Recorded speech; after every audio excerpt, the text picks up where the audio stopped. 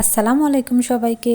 আজকে আমি দেখাবো ৩-৪ বছরের বাচ্চাদের জন্য এই প্যান্টটি কিভাবে তৈরি করবেন। তো প্রথমে আমি এখানে 2 ভাঁজে কাপড় নিয়ে নিয়েছি এবং কাপড়ের লম্বা নিয়ে নিয়েছি 13.5 ইঞ্চি এবং এদিকে চওড়া নিয়ে নিয়েছি আমি 19 ইঞ্চি। তো কাপড়টি প্রথমে আমি এখানে আরেকটি ভাঁজ দিয়ে নিচ্ছি। এখানে মোট 4 ভাঁজ হয়ে গেল। তো এদিকে 12 ইঞ্চিতে আমি মার্ক করে দিচ্ছি। এটি হচ্ছে প্যানের মাপ। আর উপরে 1.5 ইঞ্চি নিয়ে নিয়েছি আমি রাবার ঘরের জন্য।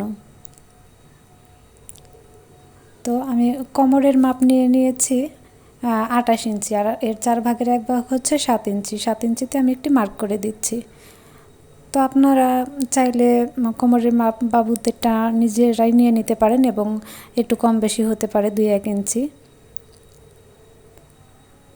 তো তারপর এখানে আমি 1.5 ইঞ্চিতে আরেকটি মার্ক করে দিচ্ছি। তো 1.5 ইঞ্চিতে সমান সমান করে মার্ক করে দিচ্ছি আমি আরেকটি। তো এদিকে এখন আমি লম্বা নিব হাইয়ের জন্য 8.5 ইঞ্চি। 8.5 ইঞ্চিতে এখানে একটি মার্ক করে দিয়েছি। তো এদিকে রাউন্ড শেপ এঁকে দেবো হাইয়ের জন্য। এবার পায়ের মাপটি নিয়ে নিব আমি। এখানে নিয়ে নিয়েছি আমি মাপ নিয়ে নিয়েছি 13 ইঞ্চি এবং এর অর্ধেক মাপ নিয়ে এখানে কেটে নিব 6.5 ইঞ্চি। এদিকে সেলাই হবে এবং 1 ইঞ্চি আরও বেশি এদিক দিয়ে আমি কাপড়টি কেটে নিব। তো এখন আমি এখান থেকে ধরে কাপড়টি কেটে নিব। তো আমার কেটে নেওয়া হয়ে গিয়েছে। আর এখানে রাবার ঘরের এখানে আমি একটি মার্ক করে দিব এবং পায়ের নিচের দিকে আমি পাইপিনের কাপড় কেটে নিয়েছি।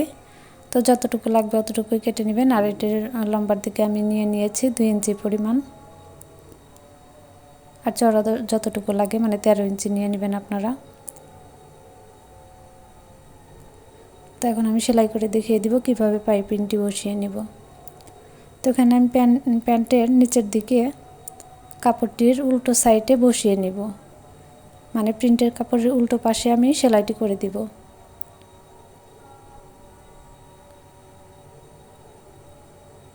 তো আমি সেলাইটি করে নিচ্ছি।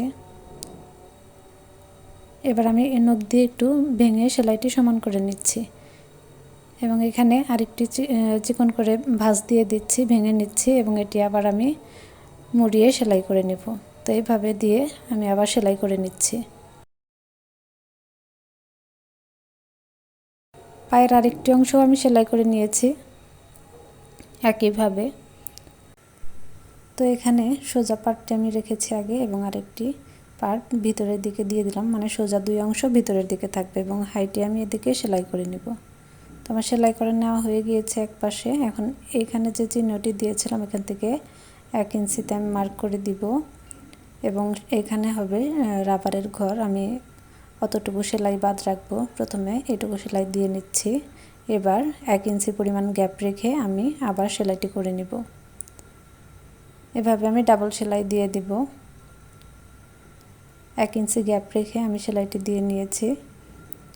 দেখুন এখানে একটি ফাঁকা হয়েছে, এর চতুর্পাশে আমি আবার সেলাই দিয়ে দিচ্ছি। এটি হবে রাবারের ঘর।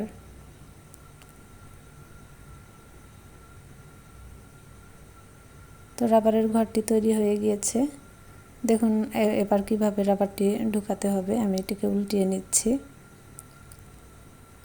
তো উল্টিয়ে নেওয়ার পর যে ফাঁকা যে অংশটি আছে এটি আমি এভাবে ভাঁজ দিয়ে নিব এবং এখানে মুড়িয়ে আরেকটি ভাঁজ দিব এবং চতুর্পাশে আমি সেলাই করে দিব এবং মাঝ বরাবর আরেকটি সেলাই দিয়ে নেব, মানে মোট 2টি সেলাই আমি এখানে দিয়ে নিয়েছি এবং ফাঁকা অংশ আছে এখান দিয়ে আমি রাবারটি ঢুকিয়ে নেব।